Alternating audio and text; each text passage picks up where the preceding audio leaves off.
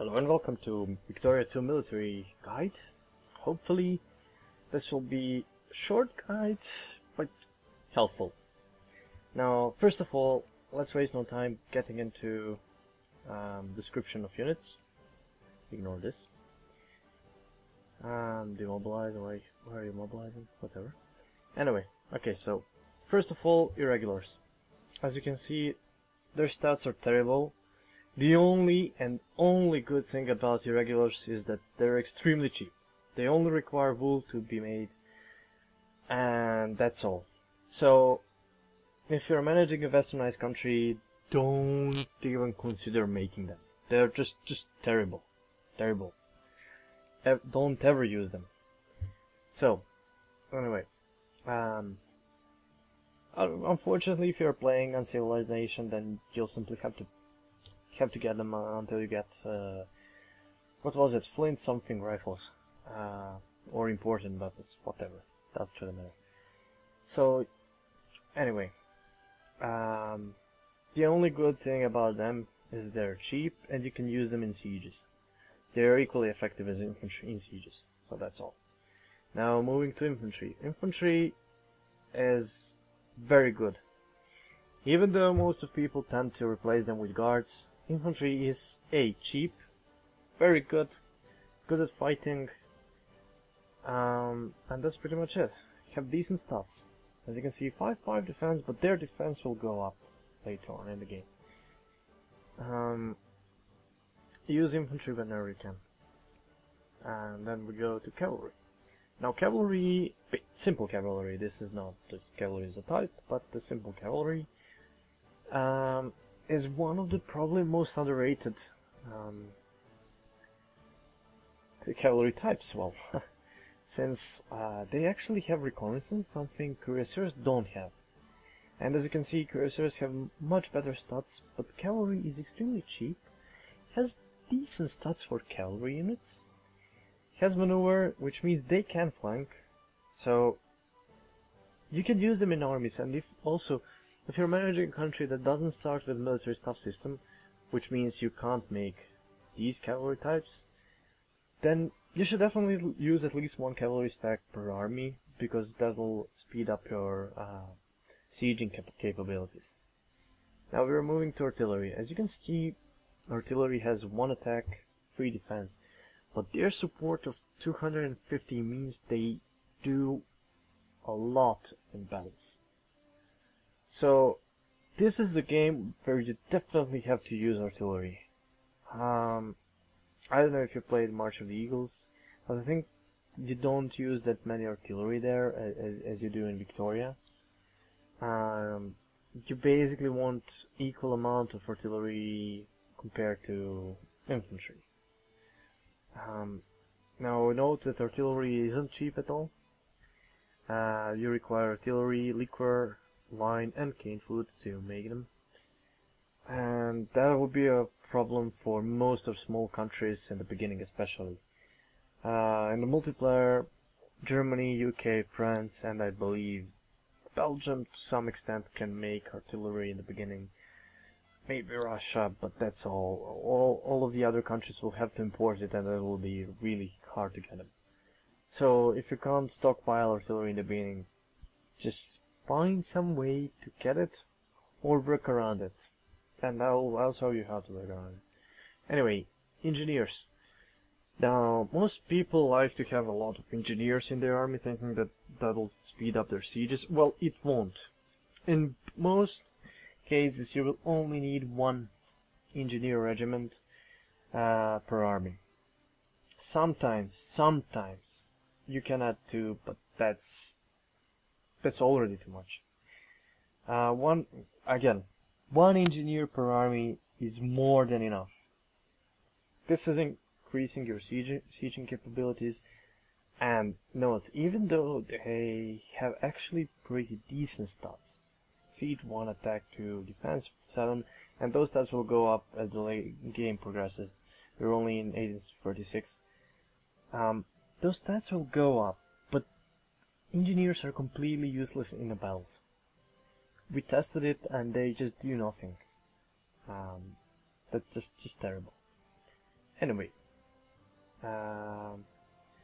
so moving to guards, I can't select them at the moment, doesn't really matter.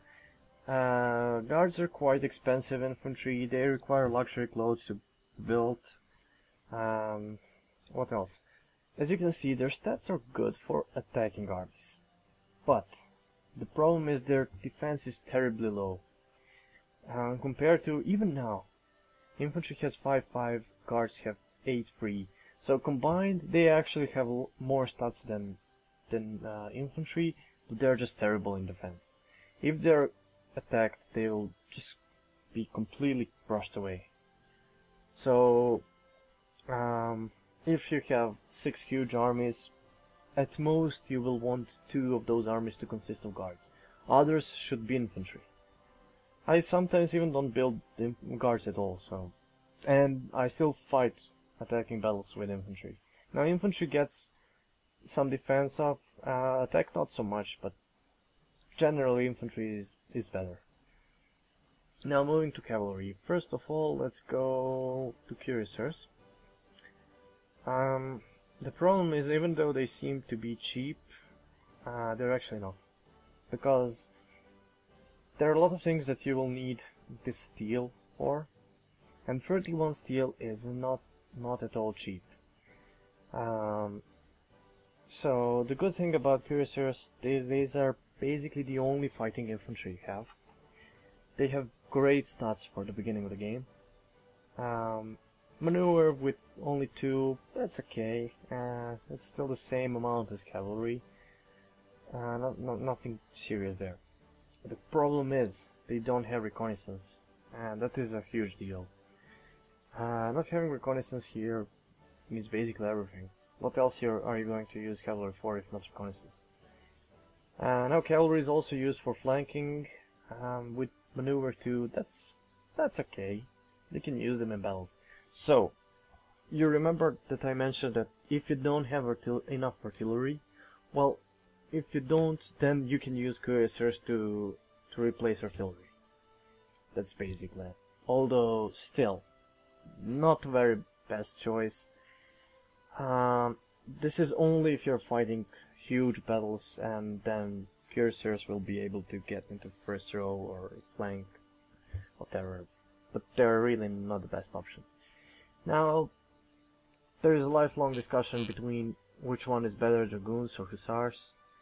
As you can see, dragoons have slightly better stats with 5 attack. Their maneuver is 3, hussars have 4. Yeah, I believe, yeah, they do. And they're a bit quicker. But important difference, dragoons start with 1 reconnaissance, hussars with 2. So hussars are better in bigger armies, and the problem with them is that they're also very expensive. As you can see, dragoons are quite easy to get actually. Wine, canned food and small arms, that's nothing. On the contrary, hussars require luxury clothes and small arms and canned food, so they're quite expensive. And also there is not enough luxury clothes in the beginning, so hard time getting it. So you'll most likely go for dragoons in the beginning, and then slowly switch to hussars, unless you're fighting with small armies. In that case you can just keep dragoons because they're better at fighting. And later on, only later on, in 1910, 1920s, you will want to replace some of your guard stocks with armor or tanks. Now tanks are kind of specific because they don't act as artillery, they don't act as infantry, but something between, something like guards. So you basically replace some artillery and some infantry with few tanks, and that should be it. I haven't found a proper thread, proper discussion on how many tanks you should use in the late game.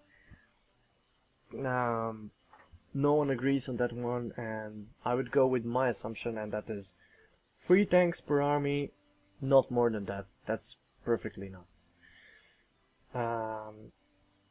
I don't know, maybe I'm wrong about this, but nothing to confirm.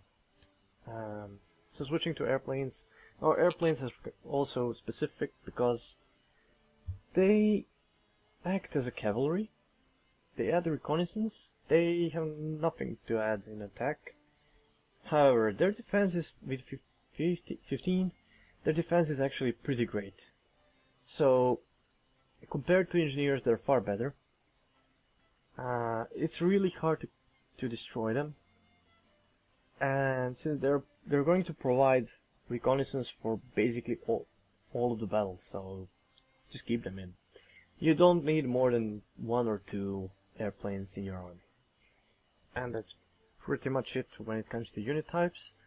I don't think I have to cover naval units, well, ships. There's nothing really complicated in naval battles. The better and more Jesus Christ, what did I want to say?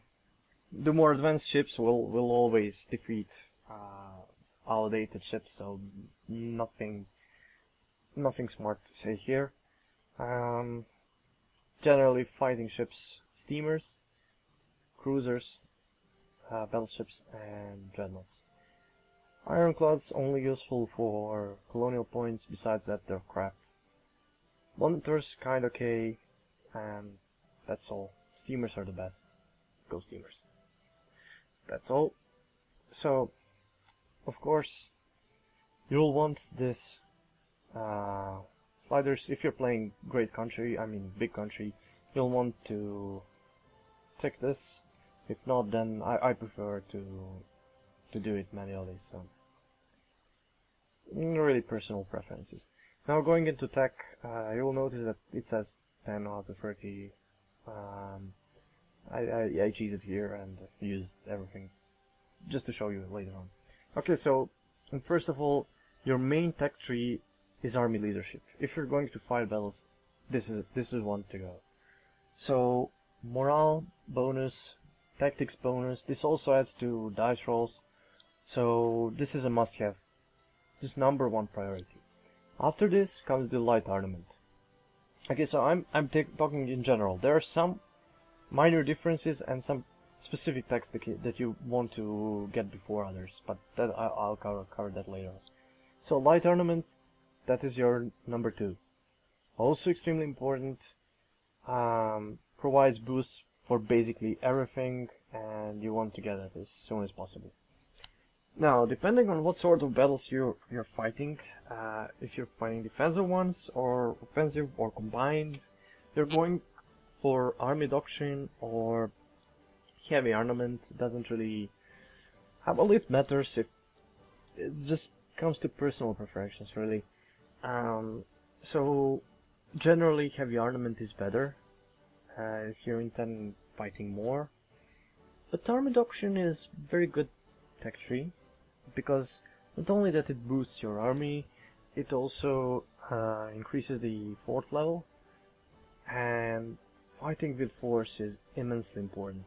If you're fighting defensive battles with forts, they'll lower your casualties by a lot, and you can easily outstand army that outnumbers you by 4 times, even in wide front areas. So just forts rule. And after that, okay, so heavy armament, and the least important one, military science. Now, as for specific techs, breech-loaded rifles gives you guards. If you're going to fight offensive battles and you want to use guards, use that.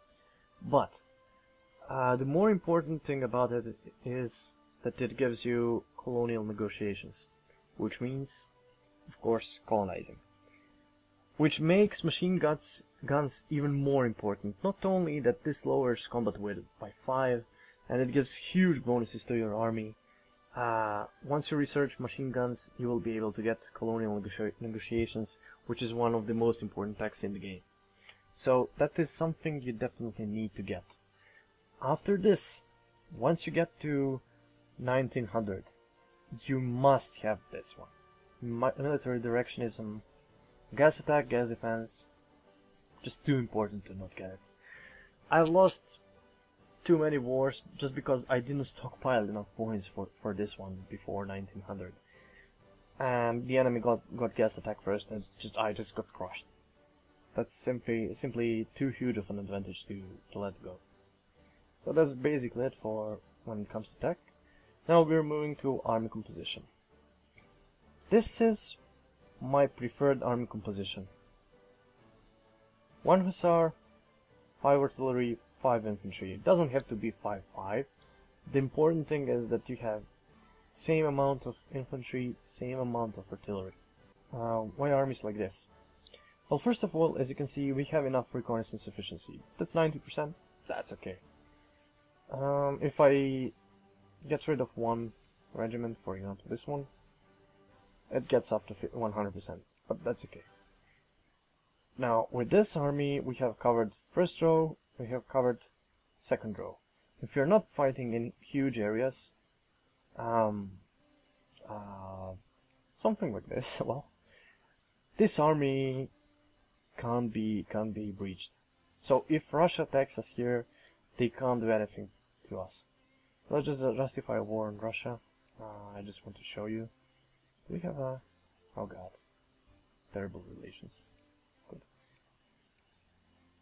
I hope the AI won't move armies, because I set this up already. Okay, there we go. Didn't work with AI. I have to do it with a friend. So he doesn't assign leaders. So let's see. This army attacks. Wait. No, you're not going there. You're going here. This one goes here, and this one goes here. Now, what I want to show are lines. Just ignore this because we're fighting other battles. I want to show the battle lines and how army stands during the battle. Hopefully, you'll be able to notice that. Now, as you can see, they have infantry in the first row. We have infantry here, cavalry here, still in the first row, trying to do something. And then we have artillery standing in the back row, dealing damage. On the other hand, as you can see,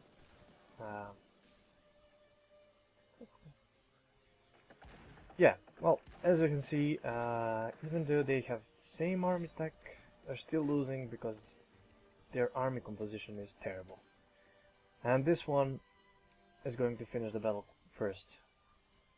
As you can see, that this army composition, even though it does take some losses in the beginning of the battle, is still the best one.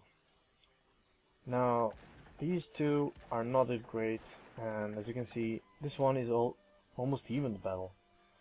So, even though the rolls don't really matter, because you can have a lucky roll in the first round, but later on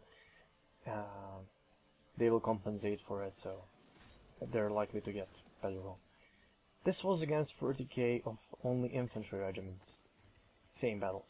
So you can pretty much see that this one was the best one.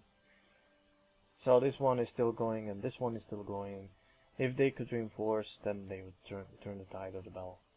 This one finally finished. We are no longer in sync, but it doesn't really matter. Okay, there we go. Okay, so this one had 5 infantry regiments, 8 artillery. So this one was still okay, but this one took a lot of losses. Now, we had an engineer here, and as you can see, it doesn't really benefit the battle. So if we had less, if we didn't have, for example, these cuirassiers and had some infantry here, it would be even more even battle. So there we go, pretty much it. And as you can see, cavalry will try to use the spaces and try to outflank enemy, while infantry and artillery just stay in their rows and try to deal damage. So you want to have all of those spots filled. And there we go. I hope that was helpful. Thanks everyone for watching, and thanks for Marconi for hosting this test session. If you have some questions, or if you really want to see a video about naval battles, just let me know and I'll do it.